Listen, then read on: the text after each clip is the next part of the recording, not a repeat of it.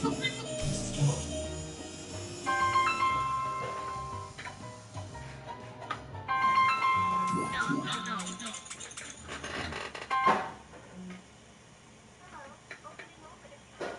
1 of our agent and discuss your health insurance options now. Or press, your call is being transferred with no wait time. Call free. The number you have dialed is not in service. Please check the number and try again. Goodbye.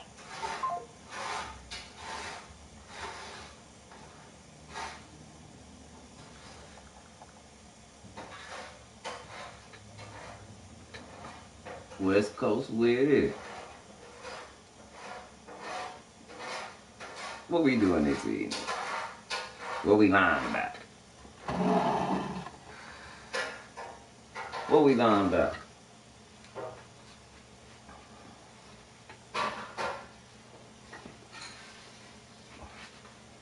How are you doing?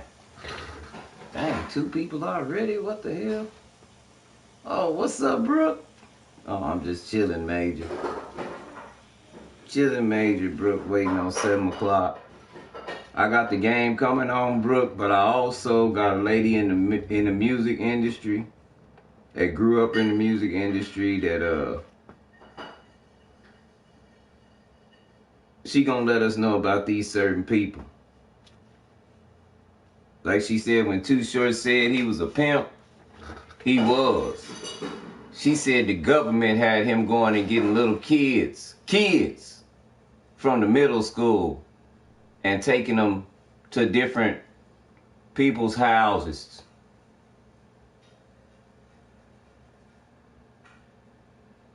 And then there's another lady that was on there, and she was one of them children. Yeah, so at this point, I don't even think I'm gonna listen to rap music hardly no more. At that point, that just let me say, you know what? That whole system is corrupt, and them some sick motherfuckers. So when Too Short was rapping about all these women, well, none of them grown. They were children in foster care.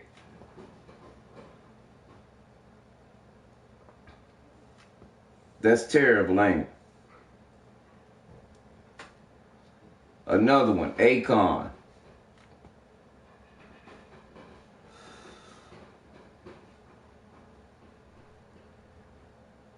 Yeah, Akon was another one that she mentioned. Steven Tyler. She mentioned Steven Tyler. She mentioned Joe Biden. She mentioned Barack Obama. And she confirmed that Michelle Obama is a man. A whole fucking man.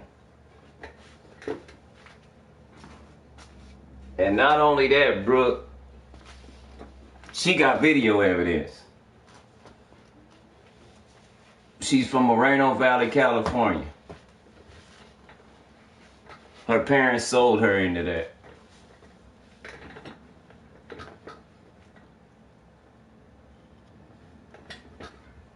All these people are pedophiles, and it made total sense, because if y'all don't know, Jeffrey Epstein actually got indicted on the shit that Donald Trump had him arrested for under Barack Obama. And Barack did nothing.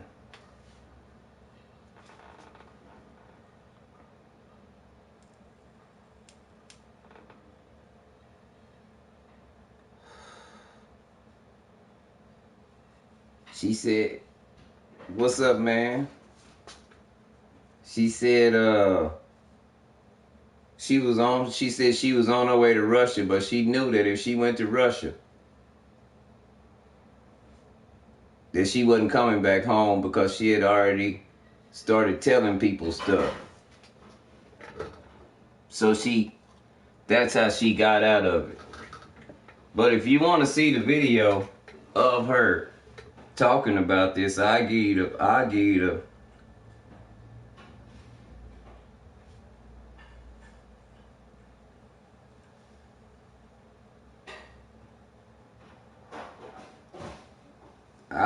the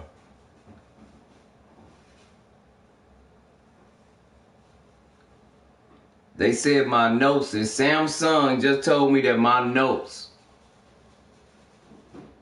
Samsung notes, the notes I wrote were not legit notes. Samsung just told me this. People been playing on my phone all day while I've been getting this information. I've been completely kicked out of the site. This lady here, she gave me her phone number because she can confirm it too. And she said, call me. We can chat, so, because they want you to think you're crazy. I'm not going to remind you that you're crazy. But the girl who actually, Stu Peters TV interview with Allie Peters. Look at that.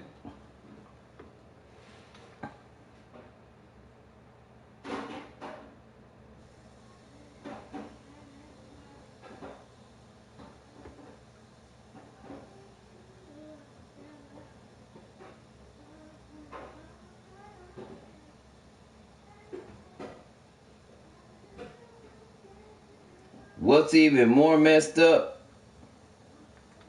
I'm going to turn the thing down so y'all can see what Samsung Notes tells me about my own fucking notes.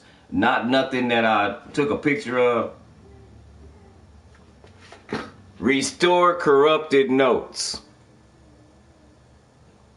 They're already corrupted my notes in the phone.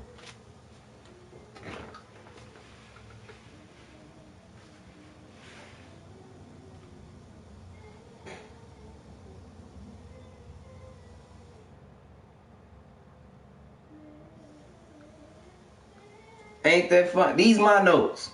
How did they get corrupted? All I did was take my pen out and write on the screen like I always do.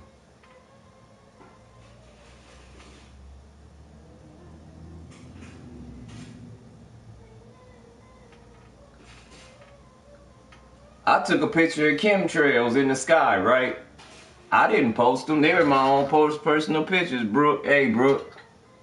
If you're still in here, I believe you are, but you see how they say they play with the number, right? Completely terrified of me. But they know one thing, they know my heart. If the government been watching me all my life, or just this little bit, this little time for about 5 years, 6 years, you know you're gonna have to kill me. Now you know I ain't scared of death, because you know I know what's after death, right?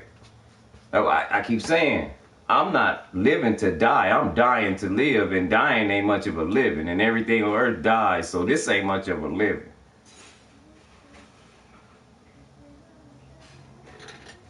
You don't gotta be scared of me, man, just...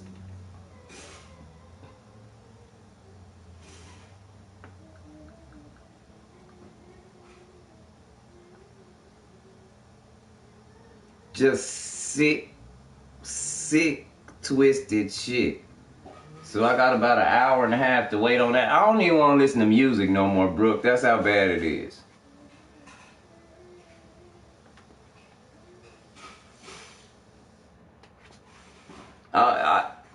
If I listen to some music, it's probably gonna be me making up my own shit.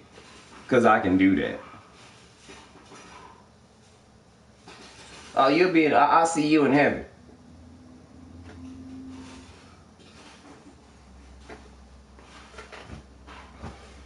We'll meet face to face in heaven. I know your heart. And you don't raise your child with morals if you don't have none. I know your heart.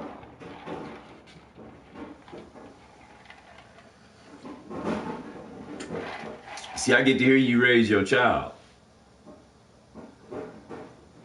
Know what I mean? So I know your heart.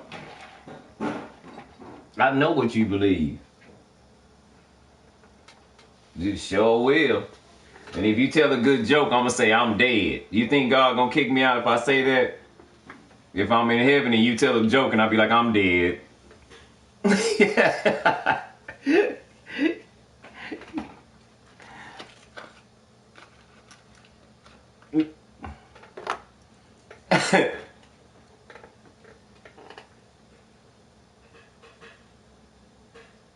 But for that lady to give me her number, I this is a brand new channel. I got 10 subscribers. Either she a plant or God is good. Either way, I'll take it. Because one thing about it, she probably want to know what I know. And she in Texas, undercover in Texas. She said, I'm living in Texas, undercover. The one girl, the lady that on the Stu Peters show,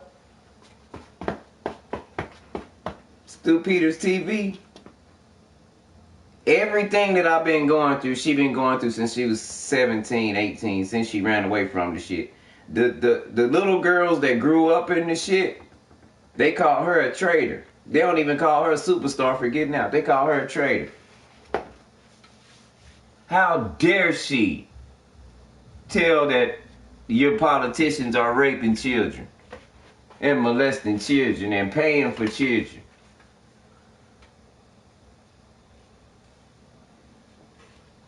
She said that she used to have sex with superstars that y'all see on TV every day, and they would get mad because she didn't know who they were. That sounds about right. People in her clique get pulled over all the time because they want to know where she at, what she doing. Damn it. She has to live under an assumed alias.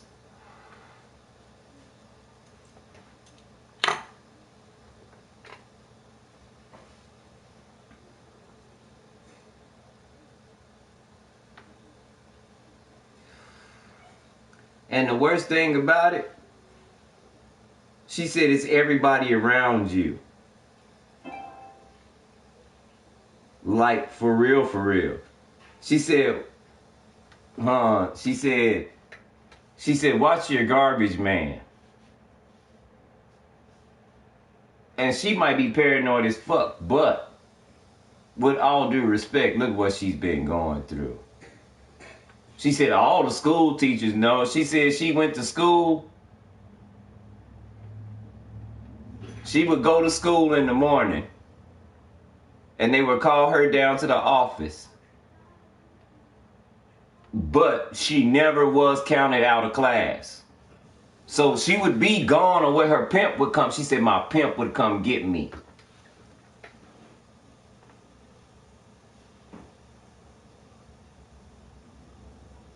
And they would never count me out of school. The teachers would be down with it. Everybody was down with it. What's up with your head?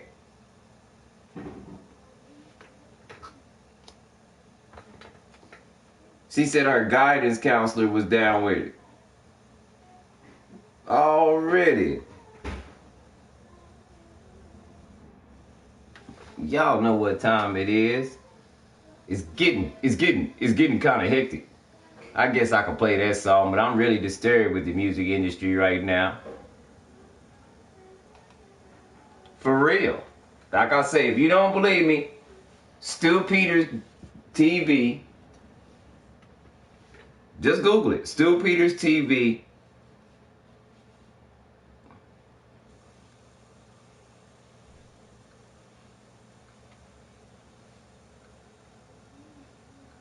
Stu Peters TV / Allie Peters with Allie Peters.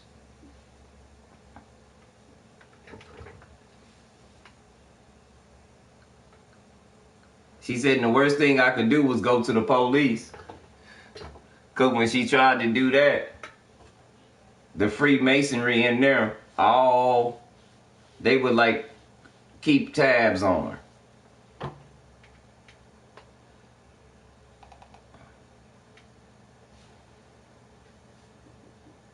Let me get Big Hectic on the line.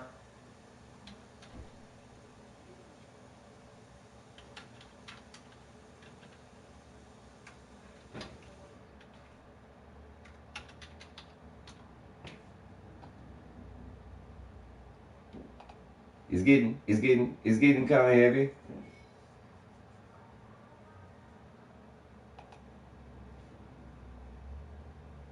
Oh shoot, I gotta turn it on. I ain't even turned nothing on yet. That's okay.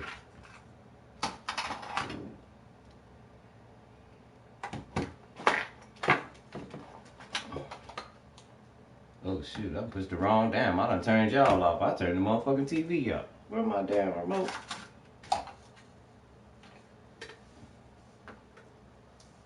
Where's my damn remote? For the already. Been missing you, Hectic. Been missing you, Hectic, for real, for real. Brooke, you probably don't know. I like Heck name when he first came on. So I will play this song right here. As soon as Heck came in, we just get to rocking. It's getting kind of heavy. It's getting kind of hectic. Getting kind of.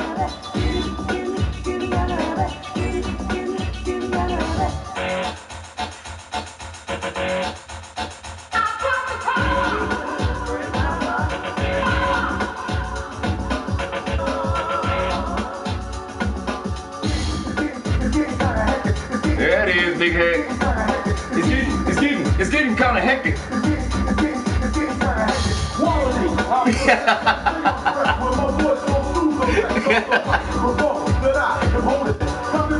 Tell them how we used to do it, Big Heck. We used to go to jam and we be there. I be dancing and everything. I be having a ball. I be having a ball.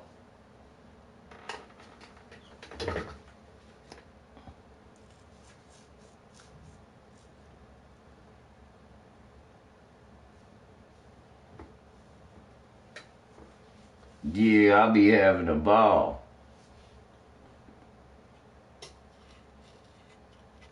But this lady went into depth, y'all. She was talking about, she said there's, and we know this is true.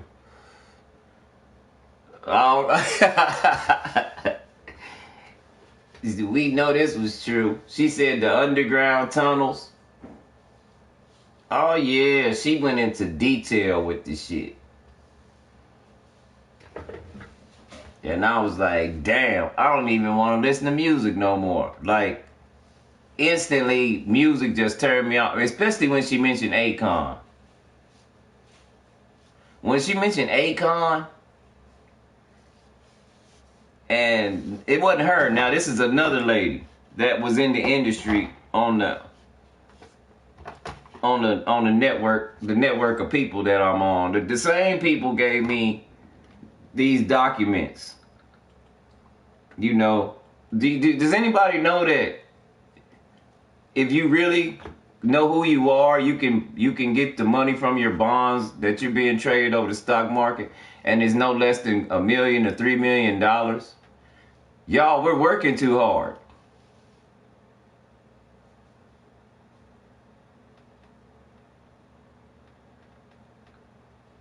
And what's messed up is, because the relationships I built,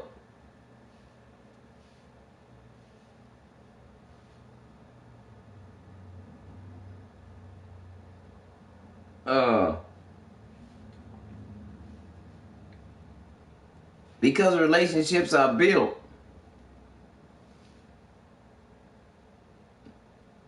they send me this stuff all the time, and that's one thing that I'm working on big right now.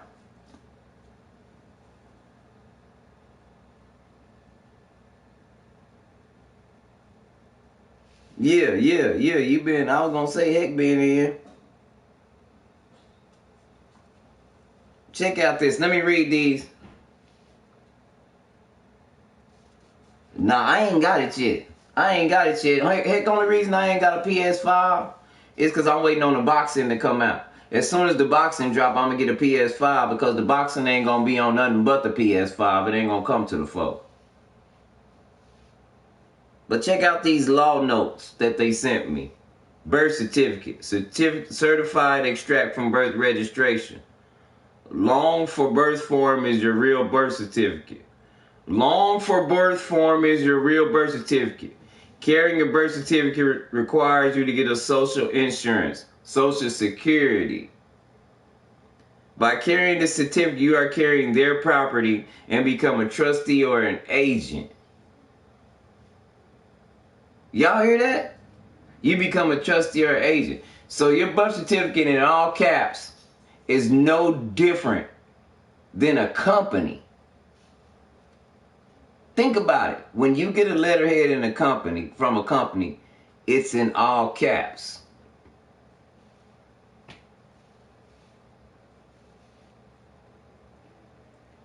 Can't get social insurance without your government issued bond. That's you.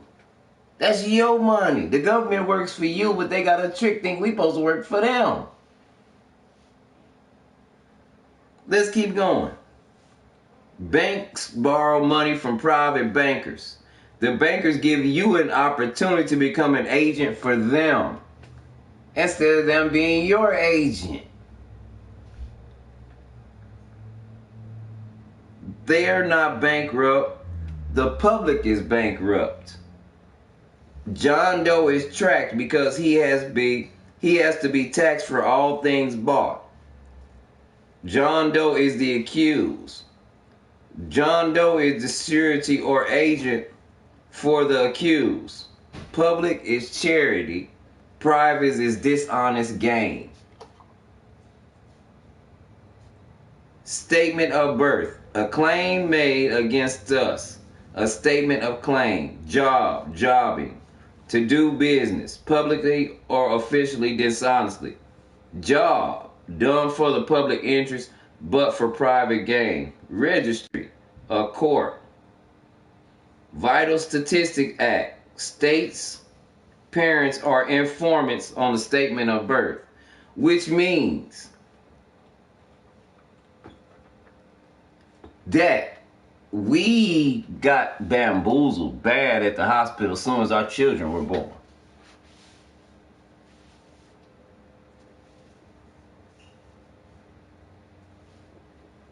We unknowingly and willingly signed the birth certificate that they gave us, but that's not the real birth certificate. That's the government issued bond. So they can trade you on and off the stock, or around the stock market. People say, well, why would they do that? Make it easy for you. Everybody knows about the Great Depression, right? You know why there was a Great Depression? Because America was broke. And in order for them to get a loan from the World Banks or the Fed, they had to have collateral. Guess what that collateral is? Us. What if I told you that with the proper documents and the proper way of filling out these documents, you could actually retrieve your own bond, cash out, and be a millionaire? And this is, I'm not telling, don't you, and I'm going to tell you now, do not believe me. Don't believe me. Go and look for yourself. And I'm not saying go and research, because if you never heard of this, you can't research nothing you ain't never heard of. But now that I told you, I guess you can research it. But if you have never searched it before, shit, this is going to be your first time. You can't do something over that you ain't never did before. So that's why I always say, don't believe me, go and look for yourself. We live in a sickening government. And let me tell you something. Y'all know I restart my YouTube channel at will, huh? But I want to thank YouTube because all these people, they come right from off this motherfucking video game.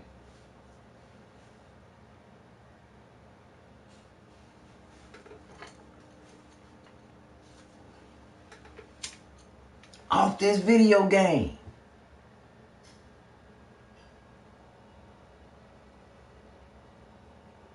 amazing how God works. What's even worse, that's scary, is they know my government name. And they got it from off this game. But when I'm in those chats all day at work, talking to them and stuff, guess what they call me? Rice.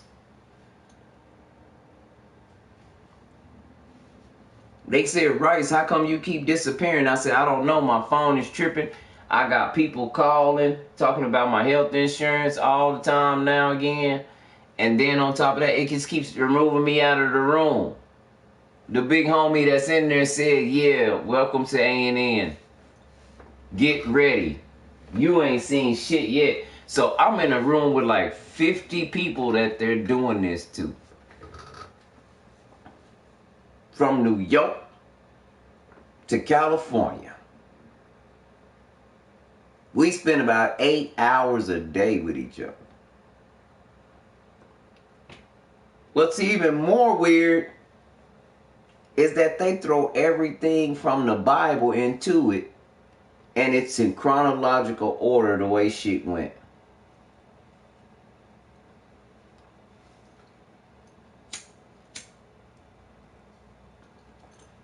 This stuff is in the Bible. It starts off with, let no man deceive you. And the devil continue to deceive. Man. Wonderful information. So if you had children, stay close to your children, man. Make sure your children can talk to you and tell you anything that's going on in their world. Because these some sick folks out here nowadays.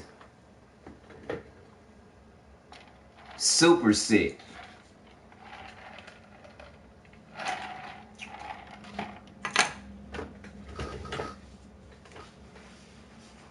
Super sick.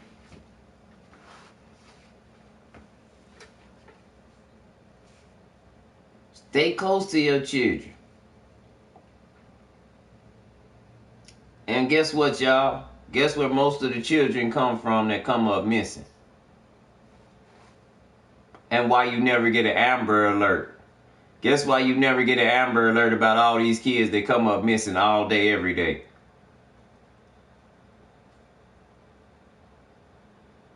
Child Protective Services. When they take your children. We call them CPS.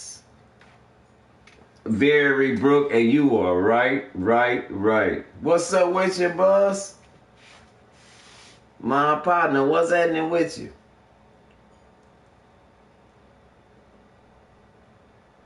We call them CPS, Child Protective Services. This is why they never report the kids that are being sold into slavery for either work, because this is going on all around the world, for either working purposes, for their organs, or for sexual activity. I'm going to say this again. The lady mentioned Joe Biden. The lady mentioned Barack Obama. The lady mentioned Akon. The lady mentioned Too Short.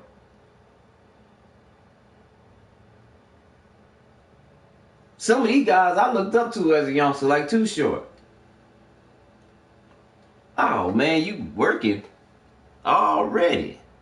I see you, man. I can't wait till you go live on one of your sets again. You know I'm gonna be in the video.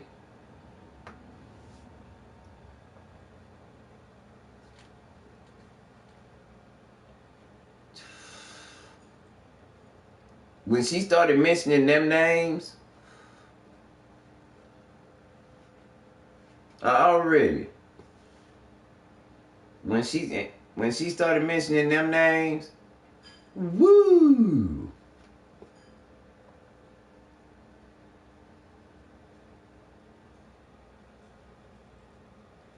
Woo! That one lady said, I got her, she gave me her phone number. I wrote it down.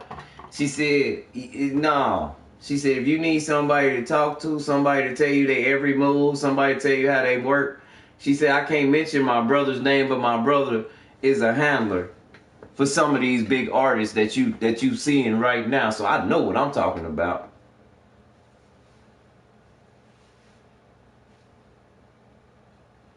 She said that she met another one of her brothers and they just introduced them because see her hold on, let me play some of the video. Let me play some of it.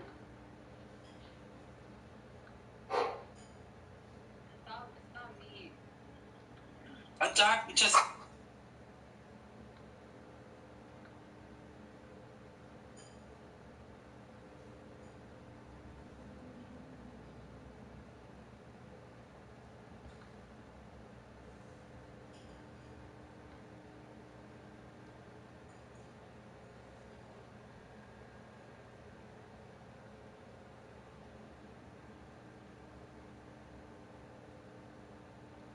Golly. They won't even put that talk. They didn't even put that talk in. And that was the first one I listened to.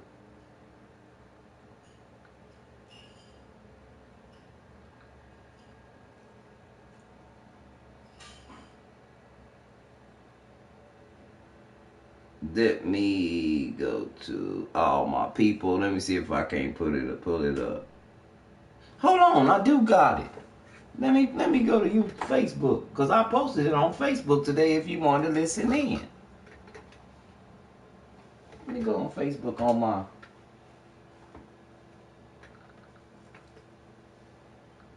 my phone, because I posted it. Mind-blowing shit. Nah, Facebook don't need to know my location.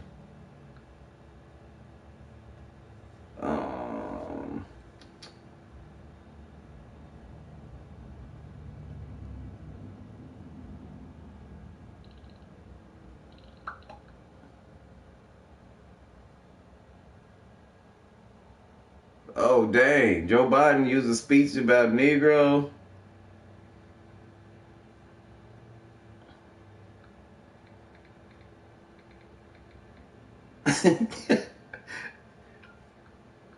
I had one of my Italian friends say, word of the day, Negro. And then she pound, let's go, Brandon.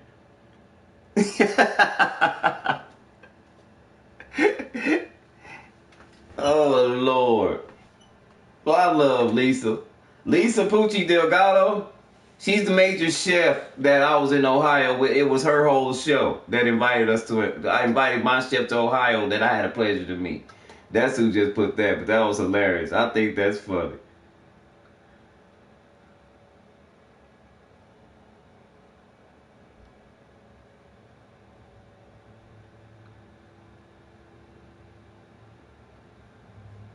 Dang, did they take it down? It says loading.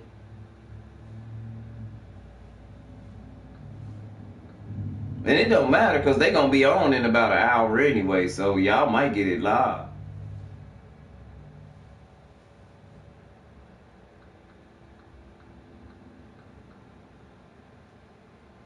But they warned me.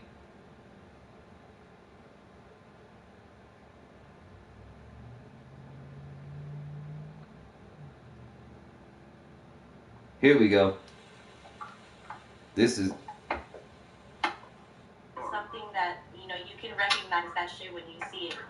And so she's just, yeah, here she goes. Because everybody is complicit.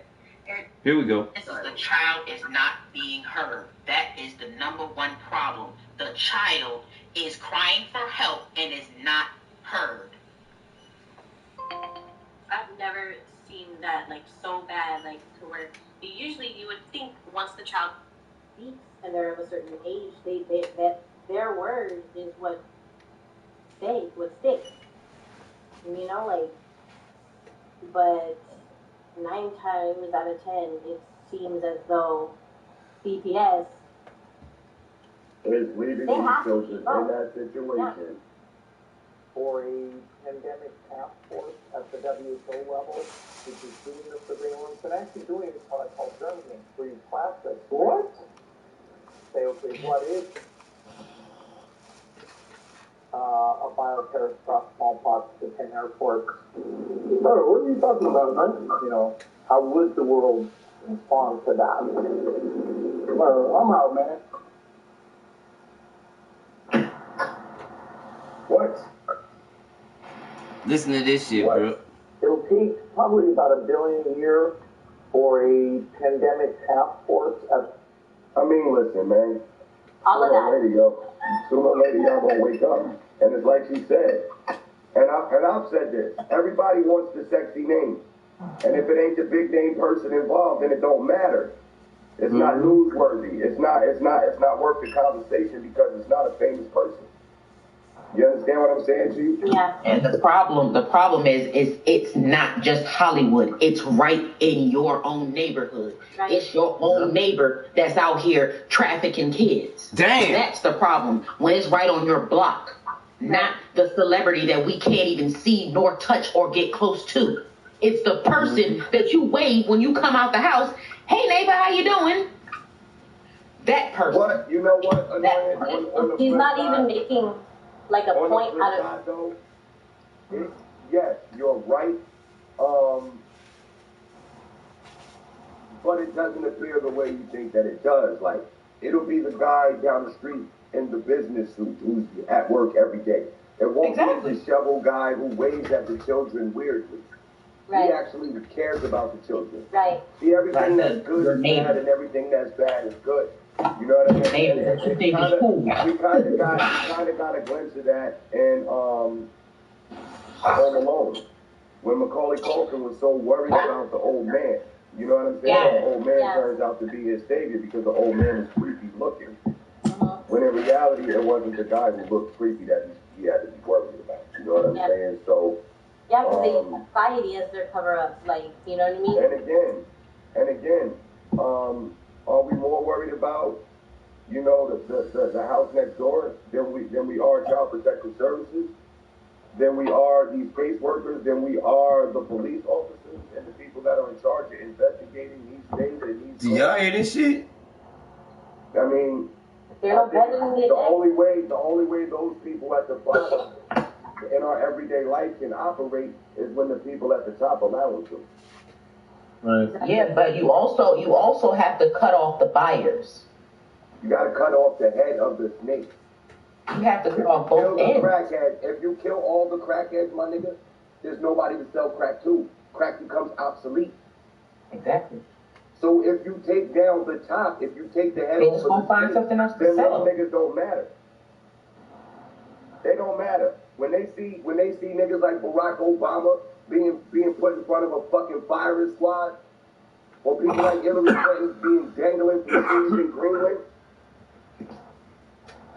See, right now they see all of these powerful people getting away with shit, and they know that they protected by underground tunnels.